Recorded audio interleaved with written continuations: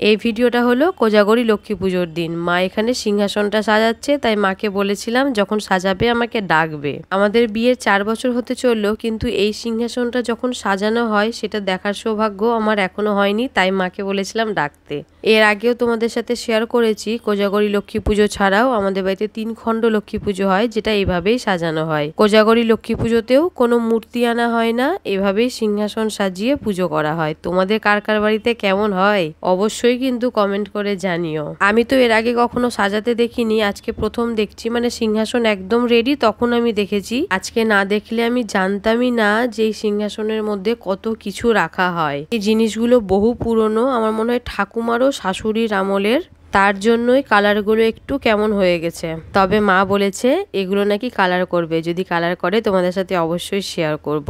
এখানে বেশ কিছুটা দুব্ব মা একটা কড়িতে করে নিয়ে এখানে সুন্দর করে সাজিয়ে রেখে দিল। বাকি জিনিসগুলো তো একরকম রং পুরনো হয়েছে, কিন্তু প্যাঁচাগুলোর রং খুবই করুণ অবস্থা। তো মা বলেছে কিছু রং করুক আর না করুক, প্যাঁচাগুলোর রং অবশ্যই করবে। আমাদের ও বাড়িতে তো এভাবে পুজো হয় না, এমনি ঘট পুজোই হয়, তাই এগুলো আমার প্রথম অভিজ্ঞতা। আর দেখো কতগুলো কড়ি আছে ছোট ছোট। সিংহাসন আমাদের সাজানো হয়ে গেছে, প্রায় শেষের দিকেই বলতে পারো।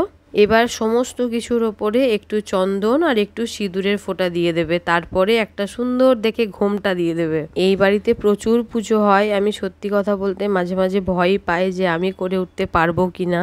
যাই হোক, আমার যখন সময় আসবে আমি অবশ্যই চেষ্টা করব। এই দেখো মাকে সাজানো হয়ে গেল ঘোমটা দিয়ে, আমাদের সিংহাসন পুরো রেডি।